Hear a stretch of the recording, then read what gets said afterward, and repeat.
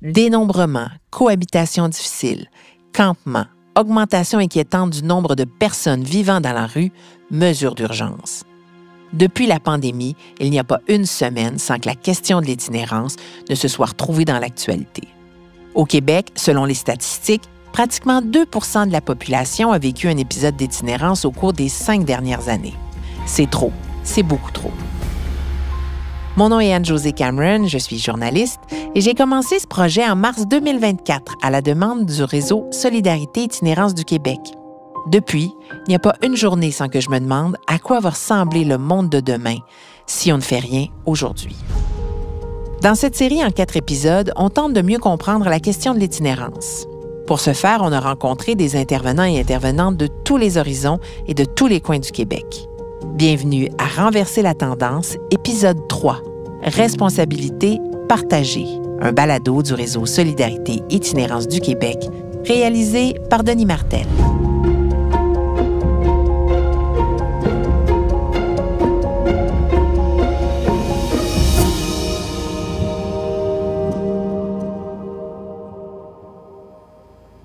Non, moi, je pense qu'il devrait avoir un CA où ce que tous les organismes est représentés par une personne, puis du monde comme moi, mettons, ou des itinérants, puis venir dire c'est quoi les besoins. Les vrais, ils les savent pas, les besoins.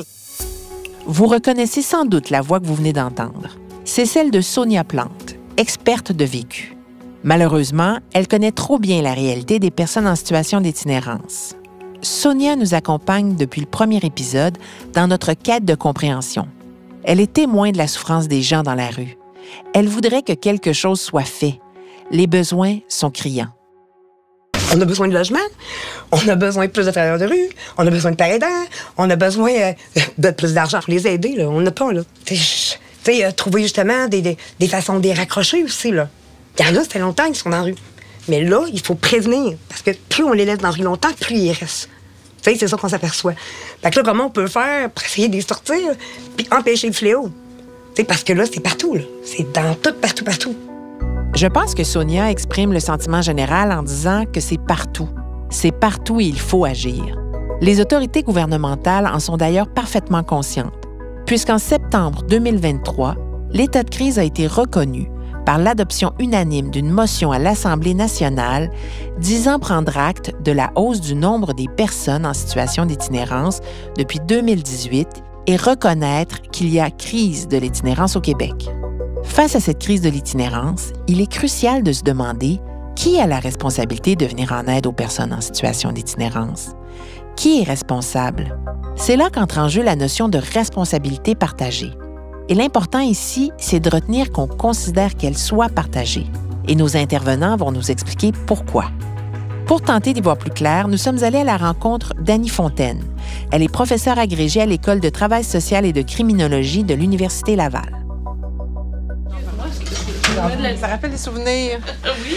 D'être ici. Oui, j'étais ici. Oui. Hey, merci. La question de la responsabilité partagée se pose sur la question de l'itinérance parce que c'est un phénomène social qui est complexe, qui est multidimensionnel, qui peut pas être abordé seulement par un groupe d'acteurs, qui interpelle à la fois les acteurs de la société civile, des instances gouvernementales. Quand on parle de responsabilité partagée, ça veut dire qu'on va réfléchir ensemble à qu'est-ce que les uns et les autres peuvent faire en fonction de leur expertise, leur statut, leur posture, de façon complémentaire.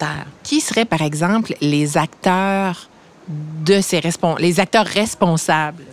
À la base, les citoyens ont tous et toutes une responsabilité au regard du phénomène parce que, à travers nos relations au quotidien, on participe à l'intégration de tout le monde dans notre société, à l'acceptation. On a choisi comme société de se doter d'un État où on paye des impôts en espérant que cet État redistribue un peu les ressources. Donc, différentes instances gouvernementales, que ce soit le ministère de la Santé et des Services sociaux, le ministère de la Justice, de la Sécurité publique, le ministère de l'Emploi, de la Solidarité sociale, tous les ministères ont à prendre en compte les enjeux d'itinérance. Ensuite, les institutions aussi qui offrent des services, donc les centres de santé, de services sociaux, les écoles, les services policiers sont tous des acteurs aussi qui ont des responsabilités. Ensuite, on a la chance au Québec d'avoir un réseau communautaire très fort, que peu de sociétés qui se sont dotées d'une structure de la société civile aussi vivante. Les villes ont un rôle particulièrement là, de première ligne. D'ailleurs, ça fait partie des enjeux un peu actuels où les villes sont au premier rang du constat des enjeux, veulent assumer des responsabilités, n'ont pas toujours les leviers et les ressources pour le faire. Donc, il y a quand même une négociation importante entre les paliers gouvernementaux pour voir qui fait quoi, avec quelles ressources. Et je vous écoute, puis je me pose la question, par où on commence? Qui met la première brique à l'édifice pour dire on commence à s'en occuper puis à être responsable? C'est que c'est vraiment multiniveau simultanément. Il n'y a pas un grand chef d'orchestre de la collaboration intersectorielle et de la responsabilité partagée. Il n'y a pas une date dans l'agenda pour dire, ça y est, on va faire un plan de match, tout le monde, puis on va s'y tenir. Donc, ça veut dire que, et c'est le cas actuellement, il y a plein d'initiatives de différents niveaux. Des tables de concertation, par exemple, locales, dans des quartiers ou des municipalités, qui réunissent les gens sur des enjeux qui les concernent. Donc, on n'est pas toujours en train d'analyser le big picture simultanément au complet. Des fois, on travaille sur un dossier précis. D'autres fois, ça va se passer dans le cadre plus global, par exemple, d'un plan d'action interministériel en santé mentale, en itinérance, où là, on regarde plus l'ensemble. Pour Annie Fontaine, la collaboration et la communication sont au cœur du travail concerté. La question de la communication est vraiment centrale. Le fait aussi d'accepter que on doit travailler à des objectifs communs, mais on doit aussi assumer nos divergences et être capable de travailler ensemble, même quand on n'a pas les mêmes points de vue. Donc, cette question-là, puis qu'on va souvent résumer dans le concept de la coopération conflictuelle, donc d'être capable de travailler ensemble, mais aussi de nommer nos divergences, nos dissidences, nos dissensions et concevoir cette tension-là comme un reflet de la société, des enjeux, et qu'il faut être capable de les comprendre. Annie Fontaine évoque du même souffle l'accès au financement qui n'est pas le même pour tous et qui peut créer des tensions. Depuis le début de ce projet de balado, la complexité est l'un des maîtres mots. Malgré beaucoup de bonne volonté de tous les intervenants, comme le précise Annie Fontaine, c'est l'absence d'un chef d'orchestre qui complique les choses.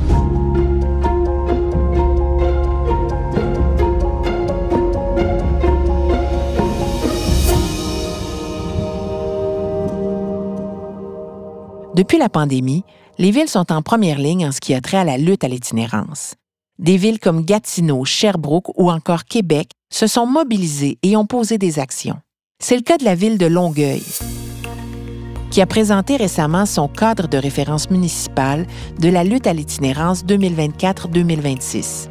Pour Catherine Fournier, mairesse de la ville depuis novembre 2021, il allait de soi que la ville de Longueuil fasse sa part. Bonjour. Je suis contente que vous ayez pu visiter finalement au-delà du quiproquo. Je suis contente de vous voir en personne. Je pense que ça appelle à notre humanité, cet enjeu-là. On revient vraiment à la base des services minimums qu'on peut offrir pour que quelqu'un soit digne, ait droit à cette dignité-là qui est fondamentale à mon sens. On a adopté un cadre de référence en matière d'itinérance, un plan d'action aussi au début de l'année 2024. Puis la mise en œuvre de ces actions-là vont requérir des investissements. En ce moment, on est en train de travailler justement sur une stratégie de gestion des campements pour vraiment avoir un protocole lorsque ça arrive, que tous les acteurs soient concertés dans la façon d'approcher cette question-là. Fin septembre, l'agglomération de Longueuil comptait 75 campements sur son territoire. J'avoue que ça a été plus prioritaire là, cette année parce que nécessairement, il y a des tensions sociales aussi qui peuvent émerger de ça. On mène aussi une recherche-action sur la question des maisons de chambre. On sait que les maisons de chambre, qu'il y a eu une diminution des maisons de chambre au fil des ans, puis pourtant, c'est souvent le dernier rempart avec entre le logement et la rue. Donc ça, ce sont deux exemples de choses qu'on met en œuvre. Puis l'ajout de la ressource en est une autre, mais il y en a bien d'autres. Tu sais, des fois, c'est vraiment une question même d'approche. Depuis 1 an à la ville, depuis en fait l'adoption d'un cadre de référence, on tente de changer la culture, les mentalités, de vraiment appeler les personnes en situation d'itinérance, des citoyens en situation d'itinérance. Juste ça paraît banal, mais ça change le regard et la considération aussi qu'on peut porter de dire à ces que gens-là. ce sont des citoyens qui ont des justement. droits. Qui ont Oui. des droits. Puis Oui. ça, pour nous, c'est vraiment fondamental. Et vous avez un peu redéfini le rôle de la ville parce que c'est pas techniquement une responsabilité municipale, la question de l'itinérance. Effectivement, la question de l'itinérance, c'est une compétence plutôt partagée entre Québec et Ottawa, où quand on parle même de prévention de l'itinérance, c'est vraiment les services sociaux.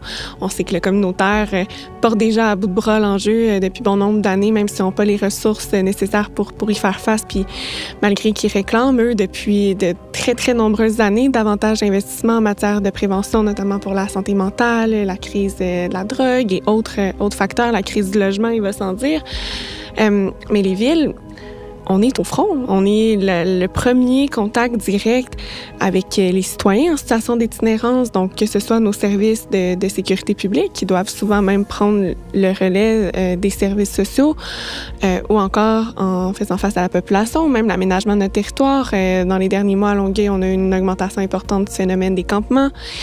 Tout ça concerne la ville, puis a amené la ville aussi à s'impliquer plus directement. De quoi vous auriez besoin en tant que ville pour continuer à œuvrer et à aider à circonscrire, je ne sais pas si on peut dire ça comme ça, la question de l'itinérance, particulièrement, pour vous à Longueuil? Oui. Je pense que qu'est-ce que les villes font bien, c'est d'assurer un leadership. Même si ce n'est pas notre compétence, l'avantage de la ville, c'est qu'on est en contact avec tous les acteurs sur notre territoire. Donc, en matière de concertation, on a quand même, je pense, un avantage, puis on a une responsabilité à jouer. Ça, je le nie pas. Je pense qu'on peut vraiment venir faire la différence.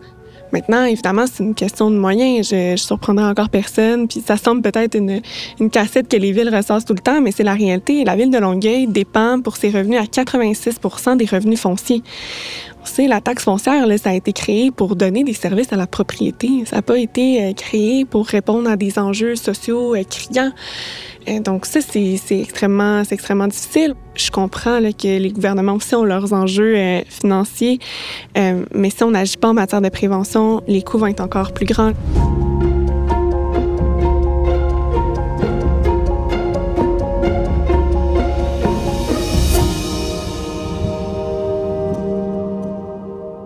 Pour Annie Fontaine de l'Université Laval, comme pour la mairesse de Longueuil, Catherine Fournier, la crise de l'itinérance est une affaire de responsabilité partagée.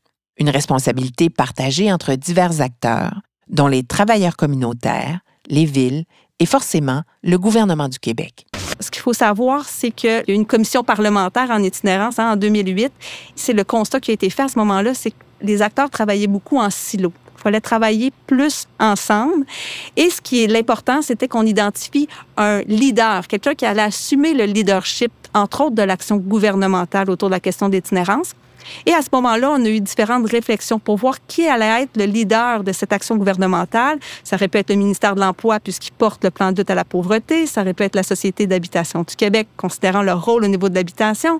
Mais finalement, il a été décidé que le leader serait le ministère de la Santé et des Services sociaux. Cette voix, c'est celle de Marie-Andrée Gourde, qui était au moment de notre entrevue coordonnatrice en itinérance pour le ministère de la Santé et des Services sociaux. Vous l'avez déjà entendu dans un autre épisode de Renverser la tendance. Revenons à ses propos. C'est donc le ministère de la Santé et des Services sociaux qui a été nommé leader de l'action gouvernementale en itinérance.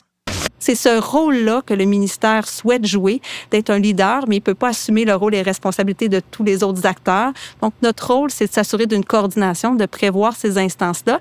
Et à l'échelle régionale, ce sont les CIS et les CIUS qui assument cette responsabilité-là de coordination. Donc, ils se sont mis en place également des comités où siège une diversité d'acteurs, donc les gens de l'éducation, les municipalités, les groupes communautaires. Et c'est ensemble qu'ils regardent les actions à déployer. Je pense qu'on n'a pas le choix d'être à l'écoute des besoins du terrain. Ça, c'est c'est vraiment, vraiment important. Et à chaque fois qu'on élabore des orientations, des plans d'action, on le fait avec les gens du terrain. Tu sais, il faut être à l'écoute. Puis pour moi, c'est comme ça que nos plans d'action vont faire du sens. Si les gens s'approprient les actions qu'on veut déployer puis qui font du sens pour eux, tant pour les gens qui se retrouvent en situation d'itinérance que ceux qui vont avoir à les déployer, ces mesures-là, bien, c'est comme ça qu'on va avoir une plus grande portée dans nos actions. Ce qui me frappe dans cet épisode, c'est que tout le monde s'entend sur la nécessité de travailler ensemble. Tout le monde est de bonne foi. Mais personne ne semble avoir la même compréhension de qui est le leader du dossier. Annie Fontaine mentionnait un peu plus tôt qu'il n'y avait pas de grand chef d'orchestre. Catherine Fournier, elle, disait que les villes assumaient bien le leadership, même si c'était pas de leur compétence.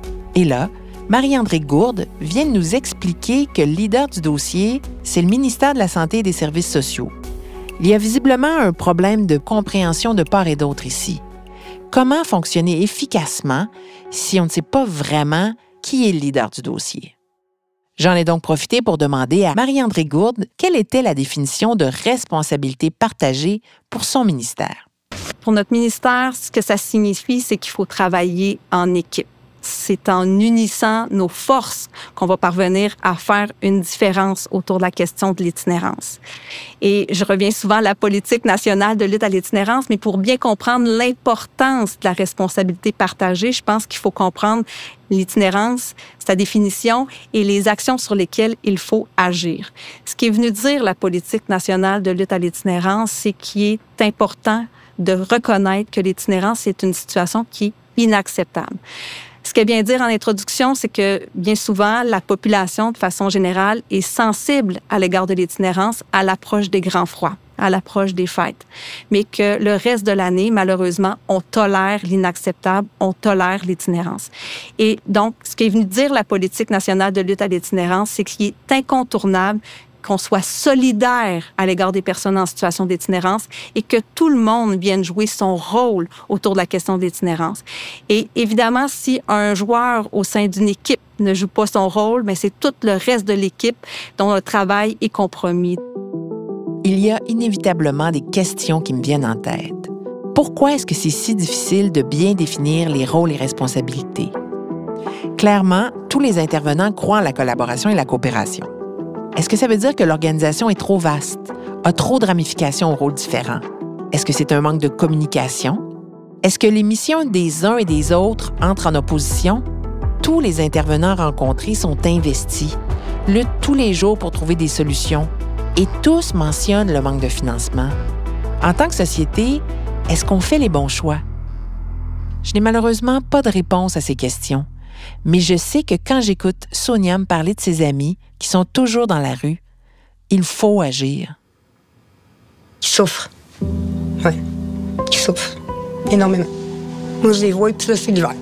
Même si les pieds, là, ils souffrent. Je les ai vus encore aujourd'hui. J'en ai que je peux pas... Quasiment tous les jours, il faudrait donner du linge, là. T'sais, moi, je les vois, là, l'hiver, là. Pas de bottes. Il n'y a pas rien, les pieds à fermer. Pas de bottes, ma chum est dehors, elle est pieds gelés, tu sais. Un autre qui était pas de culotte, puis mon Dieu, excusez, mais bon, elle s'avait laissé aller sur elle, dehors, pas de dignité, pas de... Voyons, elle a du caca sur elle, y a-tu quelqu'un qui va... Tu sais, non. Tu sais, mais ils souffrent, ils sont tannés. Face à cette crise complexe, l'engagement collectif et la volonté de travailler ensemble est indéniable, et ce, malgré les défis. La communication, la compréhension mutuelle et la coopération du milieu communautaire, institutionnel et gouvernemental sont essentielles à toute action significative. Sur le terrain, des organisations s'affairent à travailler ensemble dans un esprit de responsabilité partagée. Nous vous invitons à poursuivre cette réflexion dans notre prochain et dernier épisode consacré aux États généraux sur l'itinérance qui ont eu lieu en novembre 2024 et dont l'objectif était, entre autres, de permettre aux acteurs du milieu de se rencontrer autour des thèmes que nous avons couverts tout au long de la série, soit les droits de la personne, la prévention et la responsabilité partagée. Vous écoutiez le 3e épisode de Renverser la tendance, une série balado du réseau Itinérance Solidarité du Québec. Prenez soin de vous et à très bientôt. À la recherche, la scénarisation et l'animation, Anne-Josée Cameron. Au montage et au mixage sonore, Studio Expression. Une production et une réalisation de Denis Martel.